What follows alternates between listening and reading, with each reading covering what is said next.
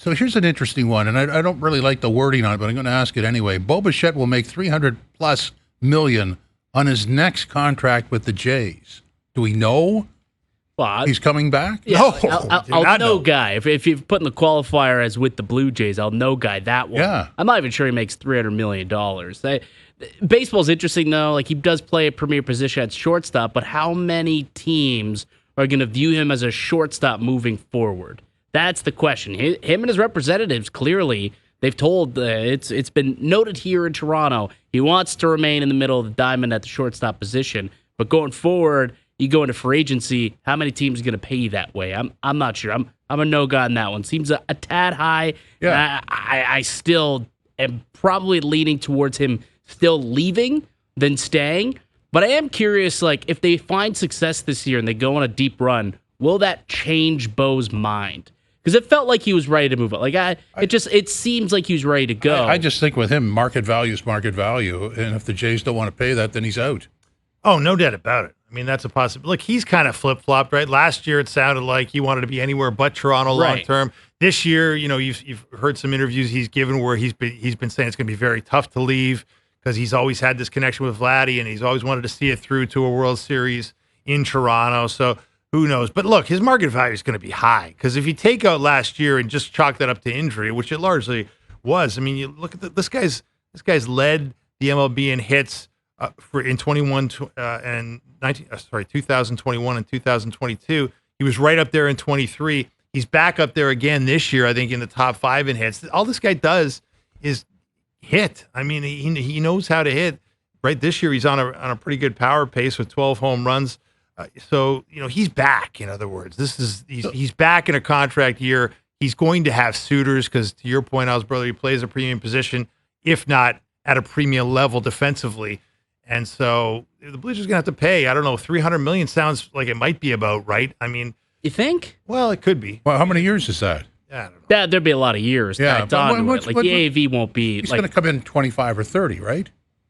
On AAV? Possible. Yeah, he probably could command that, so you'd need a 10-year deal at that point to make that happen. 10 years at 30 AAV. Yeah, I don't know if I'd be interested suppose. in that. Well, I'm just looking now in baseball. I mean, the highest paid shortstops are in that range, Well, right? Trey Turner signed his deal, and that was a couple of years ago, and his ticket was $11 million, 11 years at $300 million. Yeah, so there you go. 27 and a half. I mean, most of the guys, Yeah. you look at the premium shortstops. Trey Turner's making $27 million. Danby Swanson $28 million. Lindor with the Mets is making $32. Mookie Betts is making $26. So it's a $25 million kind of proposition. That's where I got to market value. I mean, and so that's if you're trying to sign somebody and you want a deal, I just don't see that happening in Major League Baseball. He's worth this much, 25, 27. If you don't want to pay it, he'll get it somewhere else, and I don't think anybody worries about that. It's not like Vladdy took a hometown discount No. to stay in Toronto, and I wouldn't expect Bo to be doing anything of the sort. So I just question if teams view him as a shortstop of the future, like, and that's going to affect the dollar. I don't know that I'd run out and sign him to a 10-year deal. I might consider 5. Yeah, and if But then- he's not that's going. smart. He's Yeah. going to Not get better getting than 300. that, right? Like, Yeah, that's but that's probably whatever the market dictates. I think everybody has that little chart that says what the guy's worth, and if you want to pay it, you pay it, and if you don't, you move on. Look, the bottom line is here. There's a lot more money for him to make in the Elsewhere. second half of the season. Well, yeah, He's and got to also- keep going here, and also This is a big elsewhere year. too, isn't it? Well, yeah, probably it could be. Yeah. Like there's need out there, right? There's always need. Yeah, let's continue on with an unplugged yes guy, no guy, which means no intro.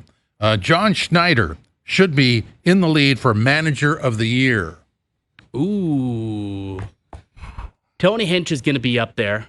I think Hinch should be up there, but I'm going to say yes guy. I'm going to say yes guy, because there was less. Usually it's like when it comes to whether it's baseball, basketball, hockey, it doesn't matter, football, it's usually, all right, what coach got the most out of their team and what team surprised, right? Yeah. I think the Blue Jays, you could argue, have been a much bigger surprise than the Detroit Tigers. So I'm going to go ahead and say yes, guy. I think Over I think A.J. he'll be in there. Hinch. Over A.J. Hinch. I mean, look, the Tigers have been the story of the American League, obviously. But, you want to make the case for John Schneider. This was a team in major disarray last year. Right. They finished last.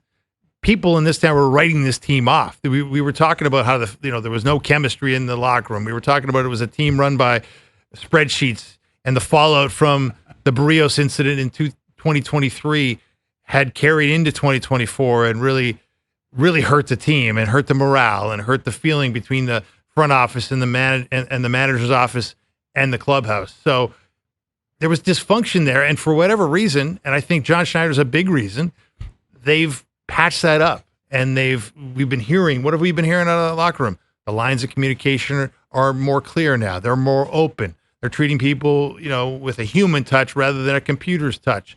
And we're hearing the players saying, we're a group of brothers. We're a band of brothers. Manager's got to have something to do with that. So he does. Going from worst to first is always a good storyline if you're looking for an award. Well, especially for manager of the year. If it was in the NHL, it'd be coach of the year. It'd be hands down the worst to first story. The Tigers have 59 wins. Nobody has more than that. So that's got to be worth something. It's worth something. Asterisk, it's the AL Central, but they've got a 15-5 record against the AL East. So they're not just making hay against those guys in small ball Central land. FanDuel's got AJ Hinch favored heavily in this one at minus 2,200. Yeah. John Schneider plus 750. So the market, the books believe that AJ Hinch should be running away with this one. But I wonder after the last 2 weeks here, what we've seen, will Schneider start to really close that gap if it continues into the back half of the year? And like I said before, I don't believe the Tigers have been on any kind of a swoon. So maybe that's up in the second half for them. Could be at some point. A bit of a skid. That'll even things out.